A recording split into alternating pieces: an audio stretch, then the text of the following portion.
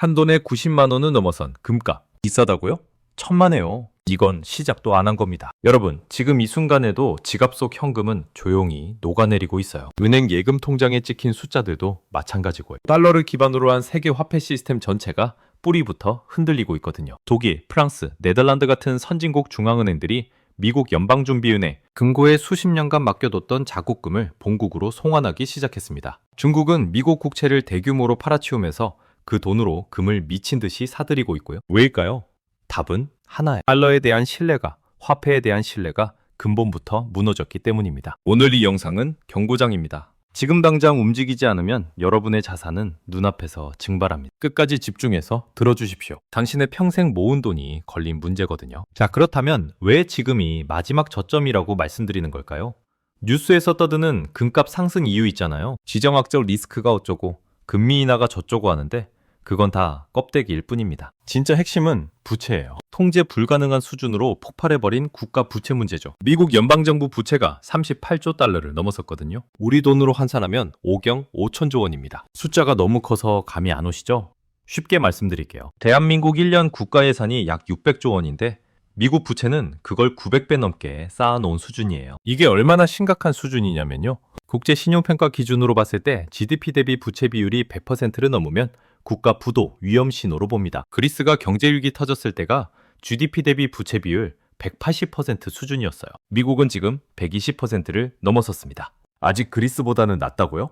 천만에요. 미국 역사를 쭉 돌아봐도 부채 비율이 가장 높았던 시기가 2차 세계대전 때였거든요. 전 세계를 상대로 전쟁하느라 천문학적인 돈을 쏟아부을 때가 GDP 대비 부채 비율 최고치였어요. 더 기가 막힌 건 이 부채가 늘어나는 속도예요. 2008년 금융위기 이후로 미국 부채는 기하급수적으로 증가하기 시작했거든요. 2008년에 10조 달러였던 게 불과 17년 만에 38조 달러가 됐어요. 거의 4배 가까이 늘어난 겁니다. 이 속도면 2030년에는 50조 달러를 넘어설 거라는 전망도 나오고 있어요. 여기서 더 무서운 숫자를 말씀드릴게요. 미국이 1년에 부채 이자로만 지불하는 돈이 1조 달러를 넘어섰어요. 원화로 약 1,400조 원 수준인데 이게 얼마나 무시무시한 금액인지 비교해 드릴게요. 미국 국방비가 워낙 많아서 천조국이라고 불렸잖아요. 그게 연간 약 8천억 달러예요. 근데 이자만으로 1조 달러 넘게 쓴다는 건 국방비보다 이자가 더 많다는 뜻이죠. 이제는 천조국이 아니라 1,400조국이라고 불러야 할 판입니다. 교육 예산이랑 비교하면 더 충격적이에요. 미국 연방정부 교육 예산이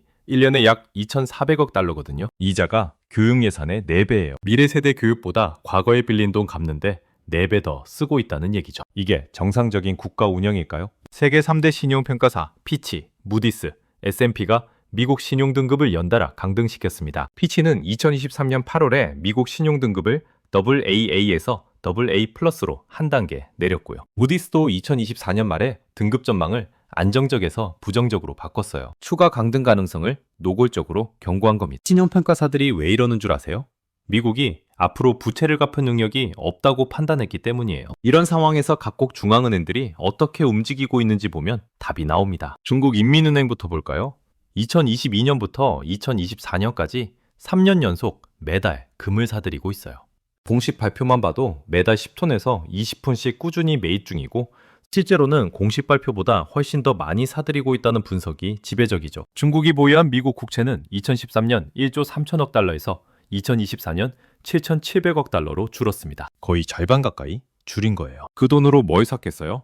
금입니다. 러시아 중앙은행은 더 극단적이에요. 2014년 크림반도 병합 이후 서방 제재를 받으면서 달러 자산 보유를 급격히 줄이고 금 보유량을 폭발적으로 늘렸거든요. 2014년에 1,000톤 정도였던 금 보유량이 2024년에는 2,300톤을 넘어섰어요. 10년 만에 2배 이상 늘린 겁니다. 터키 종합은행도 2017년 이후 금 매입을 미친 듯이 하고 있고요. 인도, 폴란드, 싱가포르, 카타르 중앙은행들도 앞다퉈 금을 사들이는 중이에요. 2022년과 2023년 2년 연속 각국 중앙은행의 금 매입량이 사상 최대치를 경신했습니다. 2022년에 1,082톤, 2023년에 1,037톤을 사들였거든요. 이게 얼마나 많은 양이냐면요. 2010년부터 2020년까지 10년 평균이 연간 500톤 수준이었어요. 그러니까 최근 2년간은 과거 10년 평균의 2배를 사들인 거죠. 왜 이렇게 금을 미친 듯이 사들일까요? 달러를 믿을 수 없기 때문입니다. 독일 연방은행 이야기를 안 할 수가 없는데요. 2013년에 독일의회가 충격적인 결정을 내렸어요. 뉴욕 연방준비은행과 영란은행에 보관 중이던 독일 금 3,400톤 중에서 700톤을 본국으로 성환하기로 결정한 겁니다. 2013년부터 2020년까지 7년에 걸쳐 조금씩 가져왔는데 처음엔 미국이 거부했어요. 독일이 자기 금 좀 가져가겠다는데 미국이 안 된다고 한 거죠. 이게 말이 됩니까? 결국 독일이 강하게 밀어붙여서 가져오긴 했는데 이 과정에서 엄청난 의혹이 불거졌거든요. 미국이 정말 그 금을 온전히 보관하고 있었는지 아니면 다른 용도로 썼다가 급하게 메꾼 건지 알 수가 없어요. 네덜란드도 2014년에 뉴욕에 보관 중이던 금 122톤을 본국으로 가져왔고요. 오스트리아와 벨기에도 비슷한 움직임을 보이고 있습니다. 이게 무슨 의미일까요? 더 이상 미국을 믿을 수 없다는 명백한 신호예요. 달러 하나만 믿고 모든 걸 의존하던 시대가 완전히 끝났다는 겁니다. 브릭스 국가들이 새로운 결제 통화 시스템을 만들려는 움직임도 같은 맥락이에요. 러시아, 중국, 인도, 브라질, 남아공이 주축이 돼서 달러를 우회하는 무역 결제 시스템을 구축하고 있거든요. 2024년 브릭스 정상회의에서 금 기반 새 통화 도입 논의가 본격화됐다는 보도도 나왔고요. 사우디아라비아가 미국과 맺었던 페트로달러 협정을 갱신하지 않기로 결정한 것도 충격적이었죠. 1974년 이후 50년간 원유는 오직 달러로만 거래됐어요. 근데 2024년 6월 사우디가 그 협정을 연장하지 않았습니다. 이제 원유를 위안화로도 팔 수 있고 유로화로도 팔 수 있고 심지어 금으로도 받을 수 있다는 얘기예요. 달러의 기축통화 지위를 떠받치던 핵심 기둥 하나가 무너진 겁니다. 자, 여기서 금 사이클 이야기를 안 할 수가 없어요. 지난 100년간 금 가격 데이터를 분석해보면 금은 추세가 매우 길고 분명한 자산이에요. 오를 때는 쭉 오르고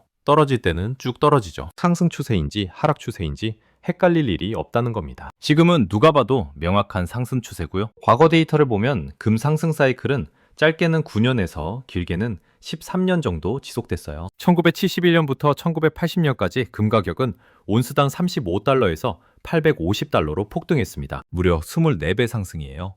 그 사이클이 약 9년간 이어졌고요. 그 다음 2001년부터 2011년까지는 온스당 250달러에서 1900달러까지 올랐습니다. 거의 8배 가까이 오른 거고 이 사이클은 10년 정도 지속됐죠. 이번 상승 사이클은 2019년에 시작됐거든요. 실물 금 수요량, 생산량, 가격, 모멘텀 이 세 가지 지표가 모두 2019년부터 상승 신호를 보내기 시작했습니다. 2019년 온스당 1,300달러 수준이었던 금값이 2020년 코로나 팬데믹 시기에 2,000달러를 돌파했고 2024년 들어서는 2,700달러까지 치솟았어요. 5년 만에 3배 넘게 오른 겁니다. 그런데 과거 사이클들과 비교하면 이제 막 중반을 넘어선 정도예요. 평균을 내서 계산해보면 대략 10년에서 11년 정도 사이클이 이어질 거로 예측되는데 그렇게 보면 2030년까지는 상승세가 계속된다는 거죠. 본격적인 상승은 지금부터라는 겁니다. 그럼 금값이 적정 수준까지 올랐냐고 물으신다면요? 전혀 아니에요.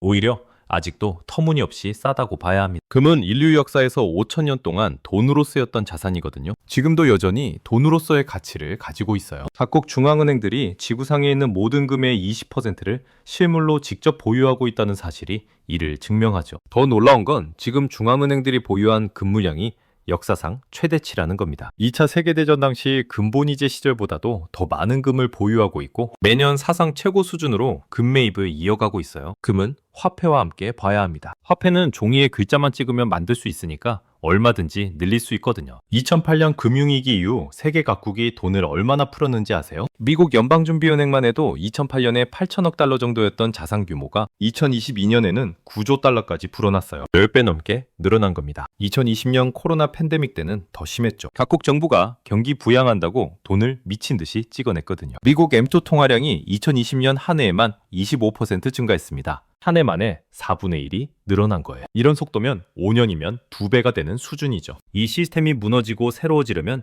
지금까지 풀린 화폐량과 금을 다시 일치시키는 작업이 필요합니다. 역사를 보면 정부가 직접 금 가격을 강제로 재평가한 사례도 있어요. 1933년 미국이 그랬는데 루스벨트 대통령이 금 소유를 불법화시키고 국민들한테서 금을 다 걷어갔어요. 온스당 20.67달러에 강제로 사들였죠. 그러고 나서 1934년 1월에 금 가격을 35달러로 재평가해버렸습니다. 하루아침에 70% 평가 절상한 거예요. 하지만 정부가 개입하지 않으면 시장이 알아서 합니다. 1970년대가 대표적인 예인데 미국 정부가 금 가격을 재평가하지 않았더니 시장이 앞장서서 가격을 올려버렸거든요. 1971년 닉슨 쇼크로 금본위제가 완전히 폐지되면서 금값이 자유롭게 움직이기 시작했어요. 온스당 35달러였던 게 1980년에는 850달러까지 폭등했습니다. 24배가 오른 거죠. 그 10년 동안 미국에서는 인플레이션이 연평균 10% 넘게 치솟았고 금리가 20%까지 올라갔어요. 결국 금 가격이 어느 임계점까지 재평가돼야 화폐 시스템이 다시 안정화된다는 겁니다. 그렇다면 금값이 얼마까지 올라야 할까요? 화폐를 어떻게 정의하느냐에 따라 금 가격이 올라가야 할 목표치가 달라져요. 중앙은행이 발행한 본원 통화만 화폐로 볼 건지 예적금까지 포함할 건지 아니면 각종 금융상품까지 다 포함할 건지에 따라서 말이죠. M0, M1, M2, M3 이런 식으로 화폐 범위를 넓혀갈수록 금 가격이 올라가야 할 폭은 기하급수적으로 커집니다. M0 기준으로만 봐도 금값은 2만 달러는 가야 하고 M2 기준으로 보면 5만 달러도 가능해요. 물론 이건 극단적인 시나리오지만 중요한 건 어떤 기준으로 보든 지금 금값은 아직 한참 싸다는 겁니다. 가장 보수적으로 본원 통화량 기준으로만 계산해도 금값은 최소 2만 달러는 돼야 해요. 지금 가격에서 4배에서 5배 정도 더 올라야 한다는 거죠. 우리나라 돈으로 환산하면 한 돈당 300만 원 이상은 가야 된다는 계산이 나옵니다. 지금 80만 원대에서 300만 원이라니 말도 안 된다고 생각하실 수 있는데 인류 역사를 보면 이런 일은 늘 있었어요. 2000년대 초반만 해도 금값이 5만 원 했거든요. 그런데 10년 뒤인 2010년에는 30만 원대까지 올랐습니다. 10년 만에 6배가 오른 거예요. 그 10년 동안 주식시장은 어땠을까요? 2000년 닷컴 버블 붕괴, 2008년 금융위기 두 번의 큰 폭락을 겪었거든요. 코스피가 2000포인트에서 900포인트까지 떨어졌다가 다시 올라오고 난리가 났던 시기인데 금은 꾸준히 우상향했습니다. 이런 일은 1970년대에도 있었고 1930년대에도 있었습니다. 주기적으로 반복되는 사이클일 뿐이에요. 이번에도 그 사이클이 돌아온 거고 역사적으로 항상 그랬던 것처럼 이번에도 그 지점들을 지나갈 겁니다. 자, 그렇다면 우리는 지금 당장 무엇을 해야 할까요? 오늘 이 영상을 보신 분들께 3가지 행동을 말씀드리겠습니다. 먼저 첫 번째입니다. 오늘 당장 KRX 금시장 계좌를 개설하십시오. KRX 금시장이 뭐냐고요? 한국거래소에서 운영하는 공식 금거래 시장이에요. 주식 사듯이 금을 사고 팔 수 있는 플랫폼이죠. 왜 KRX 금시장이냐고요? 3가지 이유가 있습니다. 하나, 수수료가 매우 쌉니다. 0.3% 수준이에요. 100만 원어치 사면 수수료가 3,000원밖에 안 됩니다. 침울금을 금은방에서 사면 수수료가 5%에서 10% 붙거든요. 비교가 안 되죠. 둘, 간편합니다. 주식 앱에서 쉽게 사고 팔 수 있으니까요. 삼성전자 사듯이 KRX 금 사면 돼요. 증권사 앱 켜서 종목 검색창에 금 치면 나옵니다. 셋, 이게 가장 큰 장점인데요. 사고 팔 때 세금이 없습니다. 이거 정말 엄청난 메리트예요. ETF는 국내 상장 기준 15.4%, 해외 상장 기준 22%, 배당 소득세나 양도소득세가 붙어요. 수익에서 그만큼 세금을 내야 한다는 거죠. 침울금은 일반적인 방법으로는 부가세 10%가 붙고요. 결국 대부분의 금 투자 방법에는 세금이 어떤 식으로든 부과되는데 KRX 금시장은 그것마저 없어요. 지금 당장 하셔야 할 일을 정확하게 말씀드릴게요. 스마트폰 켜세요. 증권사 앱 다운받으세요. 계좌 개설하세요. KRX 금시장 신청하세요. 오늘 안에 끝낼 수 있습니다. 1시간이면 됩니다. 두 번째 행동입니다. 전체 자산의 10%를 금으로 채우십시오. 왜 10%냐고요? 레이 달리오라는 분이 계십니다. 세계 최대 헤지펀드 브리지워터 창업자. 이 사람이 항상 강조하는 게 포트폴리오에 금을 담으라는 겁니다. 그 이유가 뭘까요? 주식, 채권, 부동산 이런 자산들은 다 시스템 안에 있는 자산이에요. 시스템이 무너지면 같이 무너집니다. 근데 금은 시스템 밖에 있는 자산이죠. 시스템이 무너져도 금은 살아남아요. 금은 화폐 가치가 빠르게 떨어지고 통화 시스템이 바뀌는 위기 때 나를 보호해주는 자산이에요. 생각을 바꿔보세요. 2008년 금융위기 때 주식 가지고 있던 사람들은 반토막 났는데 금 보유하고 있던 사람들은 자산이 늘어났어요. 그때 비싸진 금을 팔아서 폭락한 주식을 사들인 사람들이 진짜 부자가 됐죠. 구체적으로 말씀드릴게요. 여러분, 자산이 1억 원이라면 1,000만 원은 금으로 채우십시오. 자산이 5억 원이라면 5천만 원은 금으로 채우십시오. 한꺼번에 다 사라는 게 아니에요.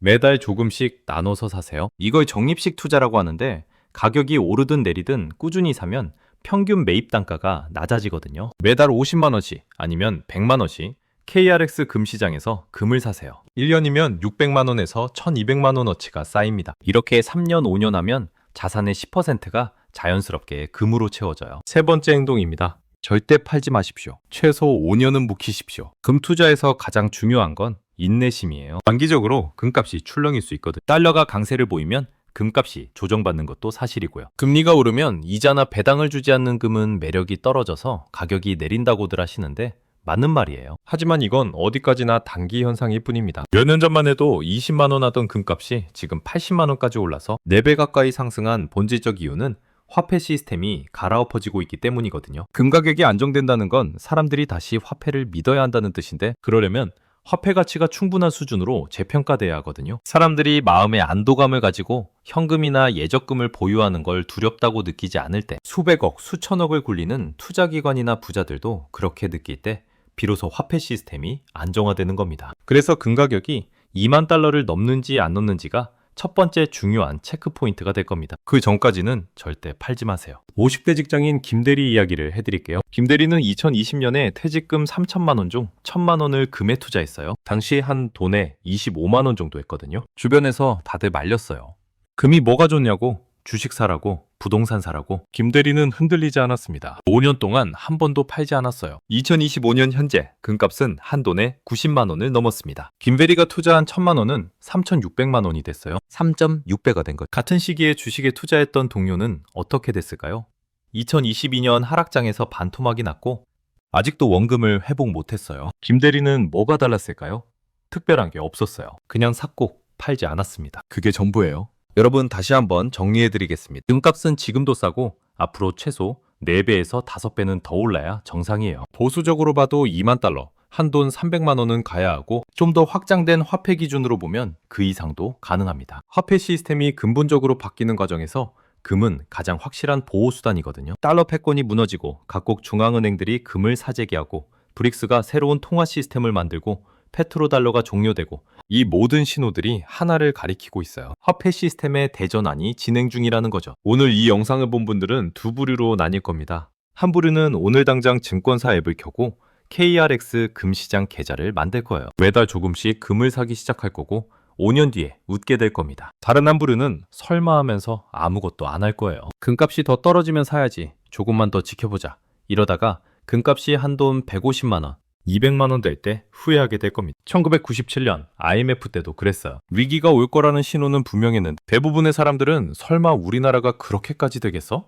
하면서 아무 준비도 안 했죠. 그리고 하루아침에 무너졌습니다. 2008년 금융위기 때도 마찬가지였어요. 리먼 브라더스가 파산하기 몇 달 전부터 경고등은 켜져 있었는데 사람들은 그냥 무시했죠. 그리고 주식이 반토막 났습니다. 지금 또 같은 일이 반복되고 있어요. 신호는 너무나 분명합니다. 중앙은행들이 금을 미친 듯이 사들이고 달러 패권이 흔들리고 국가 부채가 통제 불능 수준으로 치솟고 있어요. 이 신호를 보고도 아무것도 안 하실 건가요? 선택은 여러분의 몫입니다. 하지만 후회는 여러분의 책임입니다. 시간은 기다려주지 않습니다. 위기는 조용히 그러나 확실하게 다가오고 있어. 오늘 이 영상을 끄는 순간 바로 실행하십시오. 증권사 앱 켜세요.